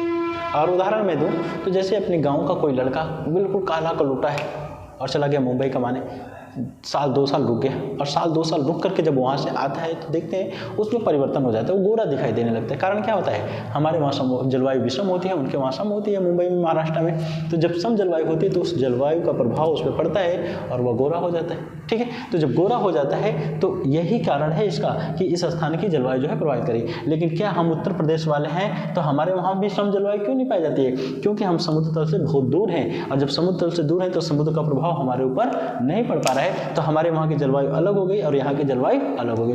तो देखेंगे तटीय भागों में जलवायु कैसी पाई जाती है, सम जलवायु, लेकिन हम आंतरिक भाग की यदि बात करते हैं तो आंतरिक भाग में जलवायु कैसी पाई जाती है, विषम जलवायु पाई जाती है। ठीक है, तो किसी भी स्थान की जलवायु को प्रभावित होने में उसकी समुद्र तल से दूरी भी महत्वपूर्ण भूमिका निभाने का काम करती है। अब यदि आगे चलते हैं तो अगला इसी में एक और पॉइंट होगा, यह कौन सा था, चौथा या पांचवा था। इसके बाद यदि हम चलेंगे तो अगला क्या होगा, वह हो जाएगा समुद्री धाराएं। ठीक है। अगले की यदि हम बात करते हैं तो अगला क्या हो जाता है, समुद्री धाराएं हो जाती हैं। अगला क्या हो जाएगा, समुद्री धाराएं। समुद्री धाराएं अगला हो गया आपका समुद्री धाराएं। और जब समुद्री धाराओं की हम बात करते हैं तो समुद्री धाराएं भी किसी स्थान की जलवायु को बड़े स्तर पर प्रभावित करने का काम करती हैं। और समुद्री धाराओं की उत्पत्ति के कारणों की यदि बात करते हैं तो कई सारे कारण हैं, ठीक है। कौन कौन से हो सकते हैं, तापमान भी हो सकता है, तो किसी स्थान का तापमान कम, किसी स्थान का तापमान अधिक, तो इसलिए जहाँ पे तापमान कम होता है वहाँ से धाराएं, जहाँ पे तापमान अधिक होता है वहाँ पे चलने लगती हैं, ठीक है। पृथ्वी की गति, घूर्णन गति भी सागरी धाराओं को प्रभावित करने का काम करते हैं। क्या सागर का लवणता, सागरी जल का घनत्व भी क्या करते हैं, उनको प्रभावित करने का काम करते हैं। तो कई सारे फैक्टर्स हैं, हालांकि जब जलवायु पढ़ेंगे तो उसकी हम चर्चा करेंगे। कई सारे फैक्टर्स हैं जो क्या करते हैं, सागरी धाराओं की उत्पत्ति के कारक बनते हैं, ठीक है। कोरियालिस बल भी है, भूविक्षेपक बल भी है, ये भी क्या करते हैं, सागरी जल को गतिशील करते हैं। चंद्रमा तथा सूर्य की गुरुत्वाकर्षण शक्ति भी, जिससे ज्वार भाटा की उत्पत्ति होती है, तो ये भी प्रभावित करने का काम करते हैं। तो समुद्री धाराओं की बात करते हैं तो वो किसी स्थान की जलवायु को कैसे प्रभावित करने का काम करते हैं। देखिए एक चीज़ सीधा सीधा मैं बताऊंगा, बहुत कम शब्दों में बताने का प्रयास करूंगा। जिस महाद्वीप के पश्चिमी हिस्से में गर्म जलधाराएं चलती हैं वे मरुस्थल के रूप में नहीं बदलते हैं, लेकिन जिस स्थल खंड के पश्चिमी हिस्से में शीत धाराएं चलती हैं, ठंडी धाराएं चलती हैं, तो ठंडी धाराओं के चलने के कारण वह स्थान धीरे धीरे किस में बदल जाता है, मरुस्थल में परिवर्तित हो जाता है। इसीलिए महाद्वीपों के पश्चिमी भाग में यदि 23.5 डिग्री उत्तर और 23.5 डिग्री दक्षिण के बीच में आप हैं तो महाद्वीपों के पश्चिमी भागों में मरुस्थलों का विकास पाया जाता है, ठीक है। और अक्सर महाद्वीपों के पश्चिमी हिस्से में शीत धाराएं ही चलती हैं। तो जब महाद्वीपों के पश्चिमी हिस्से में शीत धाराएं चलती हैं, इसीलिए क्या होती है, महाद्वीपों के पश्चिमी हिस्से में मरुस्थल पाए जाते हैं और उष्णकटिबंधीय मरुस्थल पाए जाते हैं। चूंकि उष्णकटिबंधीय क्षेत्रों में शीत धाराएं, अशीत धाराओं की वजह से मरुस्थल का विकास हुआ तो उसको उष्ण मरुस्थल के नाम से जाने जाते हैं, ठीक है। तो ये क्या हो रही है, समुद्री धाराएं भी किसी स्थान की जलवायु को प्रभावित करने का काम करते हैं। और उसके बाद अगली यदि हेडिंग की बात करेंगे तो अगली हेडिंग हमारी क्या होगी, अगली हेडिंग हो जाएगी आपकी उच्चावच। उच्चावच हो जाएगी। और यदि उच्चावच की यदि हम बात करते हैं तो इसको हम क्या बोलते हैं, रिलीफ फीचर के नाम से जानते हैं। और हालांकि इसका बहुत ज़्यादा महत्व नहीं है, यदि हम किसी स्थान की ऊंचाई को पढ़ लिए हैं तो वह इसी के अंतर्गत आ जाता है। उच्चावच का मतलब होता है धरातली स्वरूप में विषमता, धरातल पर विषमता। और धरातल पर विषमता का मतलब कहीं पे मैदान, कहीं पे पठार, कहीं पे क्या, पर्वत। तो मैदान किसे कहते हैं, सागर तल से 50 से 100 मीटर ऊंचे समतल भूभाग को हम क्या कहते हैं, मैदान कहते हैं। समुद्र तल से लगभग 500 मीटर ऊंचे समतल भूभाग को किस नाम से जानते हैं, पठार। और समुद्र तल से 500 से तथा 1000 के बीच तथा 1000 से भी ऊपर ऊंची, ठीक है, ऊंची भूभाग को हम क्या कहते हैं, पर्वत। लेकिन उसका ऊपरी भाग कैसा होना चाहिए, नुकीला होना चाहिए या उल्टे भी आकार का होना चाहिए, ठीक है। तो इस तरह से जो स्थलाकृतियाँ पाई जाती हैं वे स्थलाकृतियों को ही हम क्या कहते हैं, उच्चावच कहते हैं। तो उच्चावच कहेंगे तो हम मैदान की यदि बात करेंगे तो मैदान की जलवायु अलग होगी, पठार की जलवायु अलग होगी, जबकि पर्वतीय भागों की जलवायु अलग होगी, जिसका अध्ययन हमने क्या किया है, ऊंचाई के अंतर्गत कर लिया है। इसलिए यहाँ पे हम बहुत डिटेल इस पे चर्चा करने वाले नहीं। अब यदि इसके बाद यदि हम बात करते हैं तो क्या आता है, मानसून आता है, ठीक है। इसके पहले हम जब इसके बाद जब चलेंगे तो मानसून की बात करते हैं। अब थोड़ा सा हम मानसून पे चर्चा कर लेंगे कि मानसून क्या होता है, ठीक है।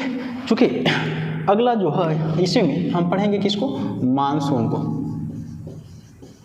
मानसून की यदि हम बात करते हैं, ठीक है। तो मानसून की यदि हम बात करेंगे तो मानसून शब्द की उत्पत्ति किसने किया, अल मसूदी ने। यह शब्द जो है किसने दिया, तो उस व्यक्ति का नाम क्या था, अल मसूदी। और अल मसूदी कौन था, अरब था। कौन था, अरब भूगोलवेत्ता था, अरब भूगोलवेत्ता था,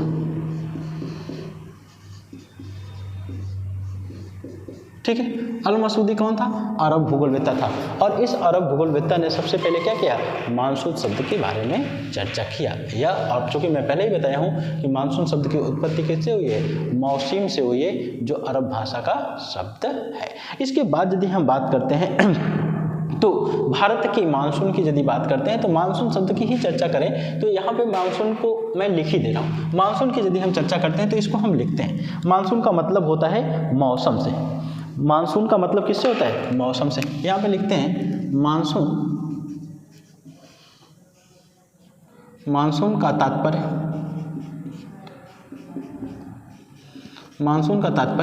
मौसम से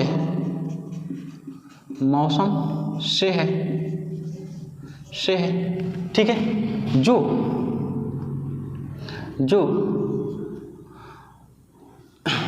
एक चीज और लिखते हैं, मौसम से है, ठीक है। यहां पे लिखते हैं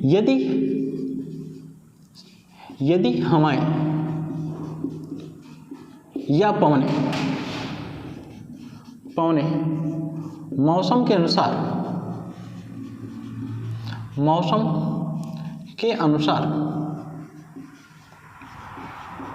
अनुसार अपनी दिशा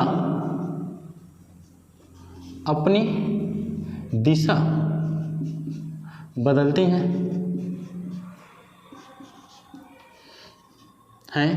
तो उन्हें मानसूनी पवनें कहते हैं। उन्हें मानसूनी पवनें कहते हैं। मानसूनी पवनें कहते हैं, ठीक है। तो क्या हो गया, यदि कोई पवन है और मौसम के अनुसार अपनी दिशा को बदल रही है, मौसम के अनुसार अपनी दिशा को बदल रही है, ठीक है। तो कभी ग्रीष्मकाल, कभी शीतकाल, ठीक है। तो मौसम के अनुसार अपनी दिशा को बदल दी तो उसी को क्या करें, मानसून के नाम से जानते हैं। और इसी मानसून के संपर्क में आने पर जो वर्षा होती है उसे मानसूनी वर्षा कहते हैं। तो आगे चलेंगे तो यहाँ पे एक चीज़ और देखेंगे, ठीक है। भारत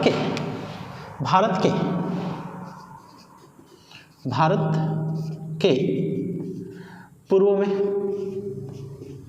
पूर्व में कौन सा है, बंगाल की खाड़ी।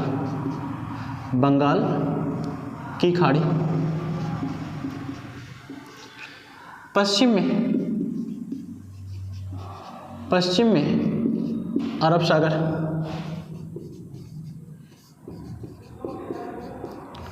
तथा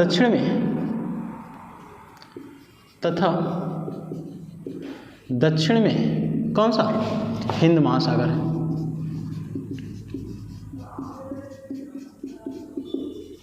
ठीक है, अब इतना ही लिख करके बाकी मैं लेक्चर दूंगा, आप वहाँ से भी नोट कर लीजिएगा। अब देखते हैं भारत के पूर्व में कौन सा, बंगाल की खाड़ी, पश्चिम में कौन सा, अरब सागर, और दक्षिण में कौन सा, हिंद महासागर। ठीक है, अब एक चीज़ देखते हैं, जब ग्रीष्मकाल होता है तो ग्रीष्मकाल में पवनें सागर से स्थल की तरफ चलती हैं, तो मौसम का अनुसरण की।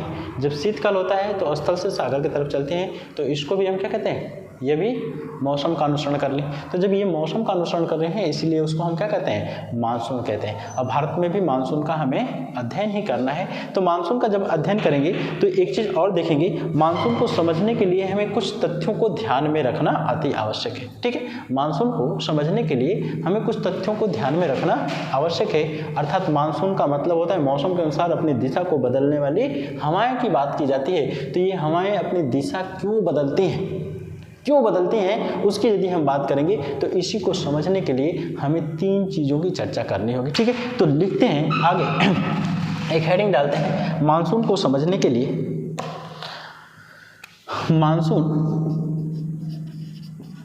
को समझने के लिए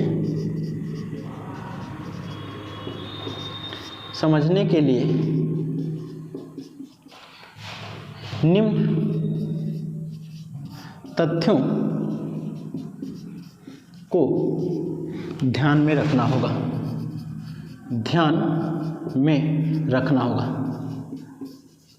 ठीक है, मतलब इनको बिना समझे हुए हम क्या कर सकते हैं, मानसून को समझ नहीं सकते। ठीक है, इन तीनों चीज़ों को बिना रखे, याद किए हुए, बिना देखे हुए या बिना समझे हुए हम मानसून नहीं समझ सकते। तो सबसे पहले की यदि हम बात करेंगे तो पहला आपका क्या होता है, ITCZ, पहला हो गया ITCZ।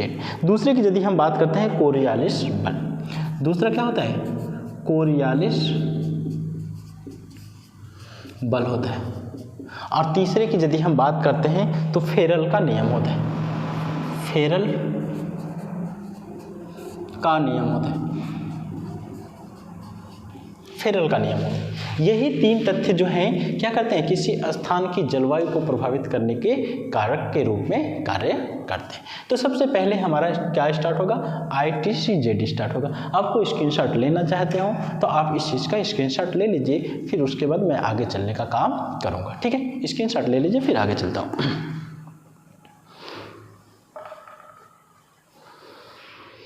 चलिए, मुझे उम्मीद है कि आप स्क्रीनशॉट ले लिए होंगे, आगे चलते हैं।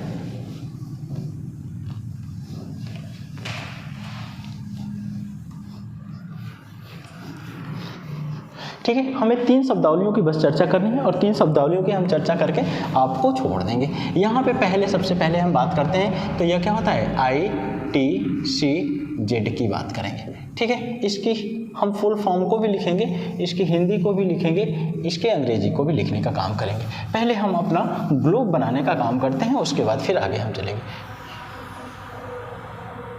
यह आपका लगभग एक पृथ्वी का स्वरूप है।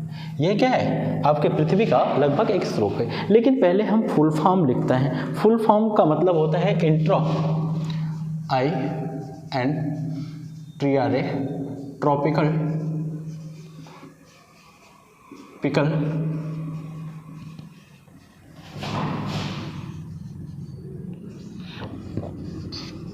इंट्राट्रॉपिकल कन्वर्जेंस जोन के नाम से जाना जाता है। मतलब इसको क्या कहते हैं, अंतरा उष्णकटिबंधीय मेखला। अंतरा उष्णकटिबंधीय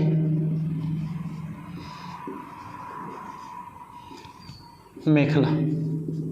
ठीक है, अंतरा उष्णकटिबंधीय मेखला के नाम से यह जाना जाता है। अब यदि हम पृथ्वी पर चलें तो यहाँ पे देखेंगे यह जो रेखा है इसका नाम क्या है, 0 डिग्री की अक्षांश रेखा। इसकी यदि हम बात करते हैं तो यह 30 से लेकर के 35 डिग्री N है। और इसकी यदि बात करते हैं तो यह भी क्या होगा, 30 से लेकर के 35 डिग्री S होगा। ठीक है, तो यह जो है एक पेटी पाई जा रही है। यह क्या है, एक पेटी पाई जा रही है। और जब यह एक पेटी पाई जा रही है तो इस पेटी में देखेंगे एक हवा चलती है।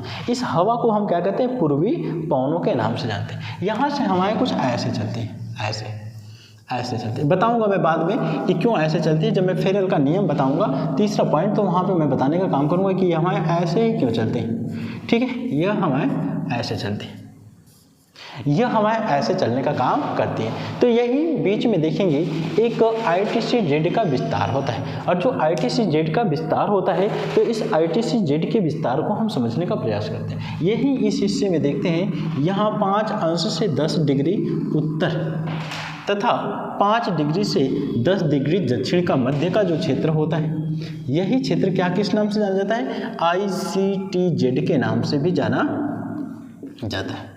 इसको किस नाम से हम जानते हैं, ITCZ के नाम से हम जानने का काम करते हैं। आप कहेंगे सर इसका भारत की जलवायु पे क्या प्रभाव है, इसका भारत की जलवायु पे क्या प्रभाव है। तो इसका हम प्रभाव अभी आपको बताएंगे कि कैसे यह प्रभावित होता है। ठीक है, यह क्या होता है, अंतरा उष्णकटिबंधीय मेखला होता है। और एक चीज़ देखेंगे, यहाँ से आती है पूर्वा पवने और यहाँ से आती हैं भी पूर्वा पवने।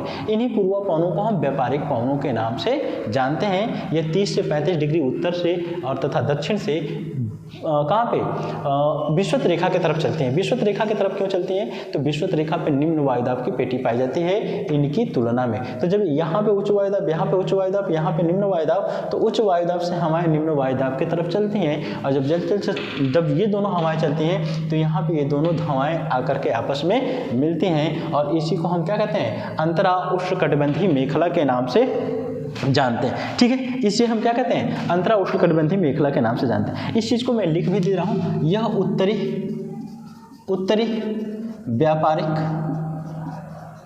पवन है और यह क्या है, दक्षिणी व्यापारिक पवन है। ठीक है, यह उत्तरी व्यापारिक पवन है उत्तरी गोलार्ध में और यह दक्षिणी व्यापारिक पवन है दक्षिणी गोलार्ध में। और इन दोनों के बीच का यह जो क्षेत्र है, यही क्षेत्र किस नाम से जाना जाता है, ITCZ के नाम से जाना जाता है। ठीक है, यह किस नाम से जाना गया, ITCZ के नाम से जाना गया। इसका फुल फॉर्म क्या है, इंटरट्रॉपिकल कन्वर्जेंस जोन, हिंदी क्या कहते हैं, अंतरा उष्णकटिबंधीय मेखला के नाम से जानते हैं। अब देखिए, जब जून के महीने में जून के महीने में जो पृथ्वी हमारी है और उस पृथ्वी के उत्तरी गोलार्ध में 23.5 डिग्री का अक्षांश जो भारत से गुजरता है, तो भारत के बगल में पाकिस्तान के जैकोबाबाद नामक स्थान पर क्या होता है, निम्न वायुदाब का केंद्र बन जाता है। और जब उस स्थान पे निम्न वायुदाब का केंद्र बनता है तो यह ITCZ खिसक जाती है। यह क्या होती है, ITCZ का खिसकाव होता है। और जब इस ITCZ का खिसकाव होता है तो यह ITCZ खिसक करके लगभग यहाँ तक चली जाती है। ठीक है, यह ITCZ जो है खिसक करके कहाँ चली जाती है, इसको देखते हैं। यह ITCZ का खिसकाव होता है और खिसकाव होकर के यह कहाँ तक चली गई, आपका देखेंगे 30 डिग्री से भी ऊपर चली जाती है। मतलब क्या, हिमालय तक लगभग चली जाती है। कौन सी, ITCZ। और जब हिमालय तक चली जाती है तो जो आपकी दक्षिणी व्यापारिक पवने हैं, यह दक्षिणी व्यापारिक पवने भी खिसक करके यहाँ तक आ जाते हैं। दक्षिणी व्यापारिक पवने खिसक करके यहाँ पे आ जाती हैं। और जब दक्षिणी व्यापारिक पवने खिसक करके वहाँ तक जाती हैं तो आप देखेंगे भारत की स्थिति तो कुछ ऐसे ही है। ठीक है, भारत की स्थिति तो कुछ ऐसा ही है। ठीक है, और यह भी भारत का हिस्सा है। तो देखेंगे भारत के ऊपरी हिस्से तक यह ITCZ का खिसकाव हो जाता है। और जब ITCZ का खिसकाव हो जाता है तो जरा मैं ब्लैक पेन से ही बनाऊंगा। ये हवाएं, जो ये वाली हवाएं थी वह ऐसे चलने लगती हैं, ऐसे चलने लगती हैं। लेकिन जब ऐसे आती हैं तो ऐसे आती हैं, यहाँ पे आने के बाद यह हवाएं तो ऐसे आकर के भारत पे पड़ती हैं, लेकिन ये हवाएं खिसक करके पुनः इस दिशा में मुड़ जाती हैं, क्योंकि यहाँ पे निम्न वायुदाब का केंद्र होता है और यहाँ पे भी निम्न वायुदाब का केंद्र होता है, तो यहाँ पे चलती हैं। अब इस व्यापारिक हवाओं के संपर्क में आने के कारण यह भारत क्या होता है, वर्षा प्राप्त करता है। इसलिए इसे हम क्या कहते हैं, मानसूनी वर्षा कहते हैं। और इस पर प्रभाव किसका पड़ रहा है, ITCZ का पड़ रहा है। ठीक है, ITCZ के खिसकाव के कारण यह अंतरा उष्णकटिबंधीय जो मेखला है, इसके मेखला के खिसकाव के कारण उत्तर दिशा में शिफ्ट हो रही है। मैं ऐसे एरो बना दे रहा हूँ, ऐसे एरो बना दे रहा हूँ, मतलब यह ITCZ उत्तर दिशा में खिसक गई। और उत्तर दिशा में खिसक गई इसलिए क्या कर रही है, भारत की जलवायु को प्रभावित करने का काम कर रही है। ठीक है, यह तो आपका पहला हो गया, यह पहला हिस्सा आपका हो गया। ठीक है, तो उसके बाद अच्छा एक चीज़ और भी बात करते हैं। यह जो ITCZ पेटी होती है वह गतिशील होती है। गतिशील है तभी तो यहाँ चली गई। अच्छा, जब शीतकाल का, हमारे वहाँ शीतकाल का समय आता है, उस समय यहाँ पे ग्रीष्मकाल का समय आता है, तो वह समय खिसक करके इधर भी आ जाती है। तो इस तरह से ये भारतीय जलवायु को प्रभावित करने का काम कर रही है। दोस्तों दूसरे की बात करते हैं तो दूसरा क्या होता है, कोरियालिस बल। इसका स्क्रीनशॉट लेना हो तो ले लें, उसके बाद हम चलते हैं कोरियालिस बल के तरफ। ठीक है दोस्तों, स्क्रीनशॉट ले लीजिए।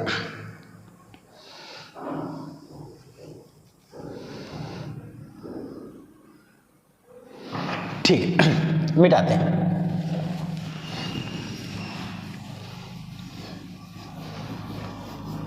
दूसरा क्या है, कोरियालिस बल है। दूसरे की यदि हम बात करते हैं तो यह हो गया आपका कोरियालिस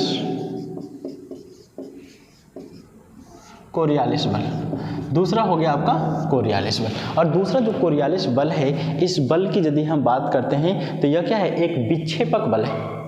यह क्या है, इसकी थोड़ी सी विशेषताओं को भी मैं लिखूंगा।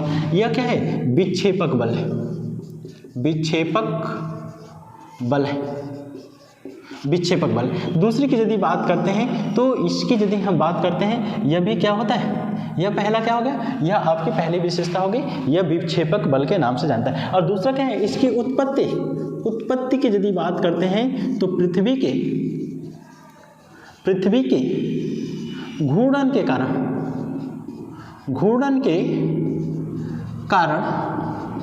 उत्पन्न होता है।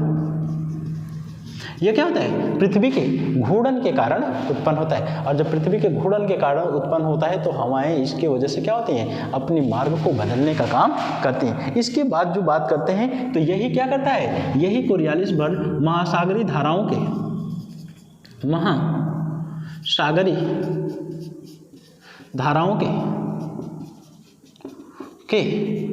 उत्पत्ति का कारण बनता है। महासागरीय धाराओं के उत्पत्ति का कारण भी यही बनता है। अब दोस्तों यदि हम इसके आगे चलते हैं तो आगे इसको समझते यह है, जरा मैं ग्लोब के माध्यम से आपको समझाने का काम करूंगा। जरा ग्लोब उठा दीजिए। तो ये हमारा ग्लोब है, ठीक है।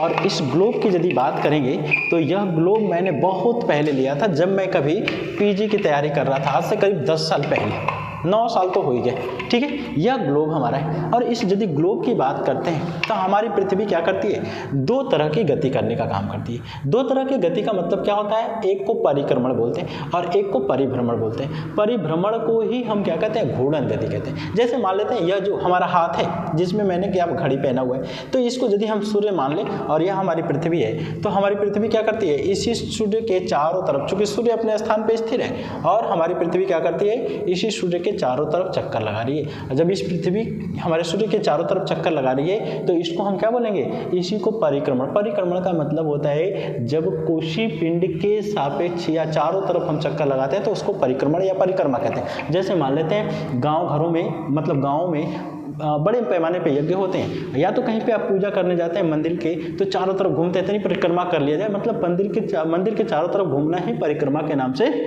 जान जाता है। तो पृथ्वी क्या करती है, परिक्रमा करती है, किसका करती है, सूर्य का करती है। लेकिन परिक्रमा के साथ साथ यह पृथ्वी अपने अक्ष पे भी घूमने का कार्य करती है, पश्चिम से पूर्व दिशा में। और जब पश्चिम से पूर्व दिशा में ऐसे घूमने का काम करती है, ठीक है, ऐसे जो घूमने का काम करती है तो इसी को हम क्या कहते हैं, घूर्णन कहते हैं। और इस घूर्णन के कारण पृथ्वी पर एक बल उत्पन्न होता है जिसे हम क्या कहते हैं, कोरियालिस बल। और कोरियालिस बल, पकड़िए से, कोरियालिस बल की यदि बात करते हैं तो इस बल के बारे में सबसे पहले पता किसने लगाया था, तो उस व्यक्ति का नाम था जीजी कोरियालिस।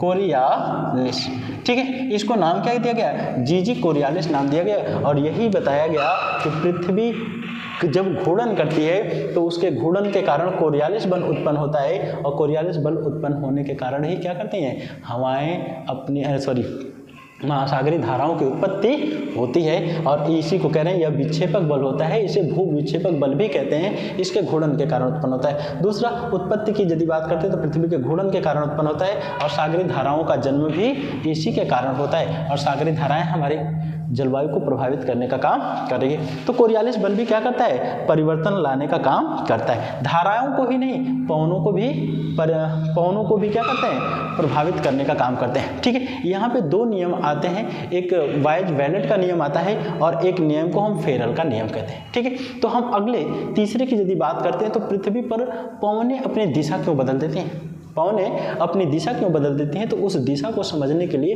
हम फेरल के नियम का अध्ययन करेंगे। जरा वो कपड़ा दे दीजिए तो, ठीक है। इसको अब लोग तीसरे की यदि हम बात करते हैं तो फेरल का नियम, फेरल के नियम की यदि हम बात करेंगे,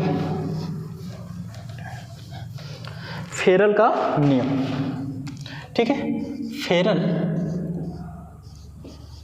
फेरल का नियम, फेरल के नियम की हम बात करते हैं, ठीक है। तो फेरल का नियम क्या है, इसको समझ लेते हैं। फेरल के नियम में बताया गया है कि यदि, अच्छा इसको एक और भी बना लेते हैं, मैप भाई बना लेते हैं, ठीक है। इसको देखिए ऐसे बताने का हम काम करते हैं। यहाँ पे मान लेते हैं आपकी यह क्या है, पृथ्वी का 0 डिग्री, यह क्या है 23 से 1/2 n, और यह क्या है 23 से ही 1/2 s।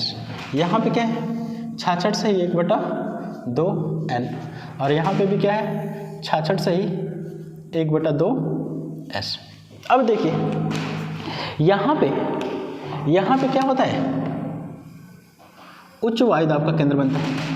यहाँ पे भी क्या होता है, लगभग 23.5 नहीं होना चाहिए, 30 डिग्री के आसपास होना चाहिए। यहाँ पे 23 हम नहीं पढ़ेंगे, 30 डिग्री के आसपास का हम अध्ययन करेंगे। यहाँ पे 30 से 35 मान लेते हैं, 30 से 35 मान लेते हैं। यहाँ पे भी हम क्या कर रहे हैं, 30 से 35 मान ले रहे हैं, ठीक है, कुछ इस तरह से मानेंगे। तो यहाँ पे क्या होता है, उच्च वायुदाब बनता है, उच्च वायुदाब बनता है, और यहाँ पे भी क्या होता है, उच्च वायुदाब होता है, जबकि यहाँ पे क्या होता है, निम्न वायुदाब होता है। अब देखिए उच्च वायुदाब होता है तो हवाओं को कैसे आना चाहिए, हवाएं जो होती हैं यहाँ से ऐसे आती हैं, यहाँ से हवाएं ऐसे चलती हैं, यहाँ से हवा ऐसे आनी चाहिए, यहाँ से हवा ऐसे, यहाँ से हवा ऐसे आनी चाहिए, और यहाँ से हवा ऐसे आनी चाहिए। लेकिन फेरल महोदय कहते हैं कि यदि उत्तरी गोलार्ध में जिस दिशा में हवा बह रही है उस दिशा में मुख करके खड़े हो जाएं। किस गोलार्ध में, उत्तरी गोलार्ध में, जिस दिशा में हवा बह रही है उस दिशा में अपना मुख करके खड़े हो जा रहे हैं, तो हवाएं 45 डिग्री के कोण पे अपने दाहिने ओर मुड़ जाती हैं। हवाएं 45 डिग्री के कोण पे अपने दाहिने तरफ क्या करती हैं, मुड़ने का काम करती है। तो जरा यहाँ पे हम देखेंगे, यहाँ पे हम देखते हैं, यहाँ पे हवा क्या कर रही है, इस दिशा में आ रही है और हमें इसी दिशा में मुड़ करके खड़ा होना है। तो 45 डिग्री पे विक्षेप हो जाती हैं, हवाएं ऐसे चलती हैं, हवाएं ऐसे चलती हैं, हवाएं ऐसे चलती हैं, ठीक है। जबकि इस गोलार्ध की यदि हम बात करते हैं तो यहाँ पे बोला गया है कि फेरल के नियम के अनुसार यदि दक्षिणी गोलार्ध में आप हैं और जिस दिशा में हवा बह रही है उसी दिशा में मुख करके खड़े हो जाते हैं तो हवाएं क्या 45 डिग्री अपने बाईं तरफ मुड़ जाती हैं। तो यहाँ पे देखेंगे 45 डिग्री अपने बाईं तरफ मुड़ गए, 45 डिग्री अपने बाईं तरफ मुड़ जाती है। अब यदि है इसी को हम व्यापारिक कोण में बात करते हैं, यही स्थिति क्या हो जाएगी, यहाँ पे हो जाएगी। तो यह 45 डिग्री इस दिशा में चल देते हैं, यह 45 डिग्री इस दिशा में आ जाते हैं, यहाँ पे भी यही स्थिति होती है, यहाँ पे भी यही स्थिति बनने का काम करती है। तो इसी को हम क्या कहते हैं, फेरल का नियम के नाम से जानते हैं। फेरल महोदय सीधा सीधा कहते हैं कि यदि उत्तरी गोलार्ध में आप रहते हैं और उत्तरी गोलार्ध में हवा बह रही है तो हवा किधर बहेगी, सीधे दक्षिण की तरफ, और दक्षिण की तरफ बह रही है तो आप क्या करेंगे, अच्छा व्यापारिक हवाओं की यदि बात करेंगे तब दक्षिण की तरफ, यदि व्यापारिक विपक्षों की बात करेंगे तो वो उत्तर की तरफ बहती हैं, ठीक है। तो व्यापारिक हवाओं की यदि बात करते हैं तो जिस दिशा में हवा बह रही है, चाहे उत्तर बह रही हो चाहे दक्षिण बह रही हो, जिस दिशा में बह रही है उसी दिशा में मुख करके खड़े हो जाएं। और यदि आप उत्तरी गोलार्ध में हैं तो उत्तरी गोलार्ध में जिस तरफ हवाएं बह रही हैं उस दिशा में मुख करके खड़े हो जाएंगे तो 45 डिग्री किधर, आपके दाएं तरफ मुड़ जाती हैं। जबकि आप दक्षिणी गोलार्ध में हैं तो जिस दिशा में हवा बह रही है उस दिशा में मुख करके खड़े हो जाएंगे तो 45 डिग्री बाएं तरफ मुड़ जाती हैं। तो ये हवाएं उत्पन्न होती हैं और यहीं पर जब ITCZ का दबाव होता है और इसका खिसकाव होता है तो पूरे भारत महाद्वीप को, उपमहाद्वीप को कवर कर लेता है। इसलिए भारत में खूब भयंकर वर्षा होती है और भारत की जलवायु इसी पर निर्भर करती है। दोस्तों आज के लिए हमारी क्लास इतना ही रहेगा, लंबा क्लास हो गया है, ठीक है। और आज मैं जलवायु को या जलवायु का सामान्य परिचय जो है इसको पढ़ा करके मैं संतुष्ट हो रहा हूँ। लेकिन अगली जो हमारी टॉपिक होगी जिसको हम कल पढ़ाएंगे वह टॉपिक क्या होगी, वह होगा जलवायु का प्रकार, ठीक है। वह क्या होगा, जलवायु नहीं, मानसून का प्रकार की हम बात करेंगे। पहले मानसून पढ़ेंगे फिर लास्ट में जलवायु का वर्गीकरण करने का काम करेंगे। तो कल की जो हमारी क्लास होगी मानसून के प्रकार पर करेंगे, ठीक है। आज के लिए इतना ही, धन्यवाद।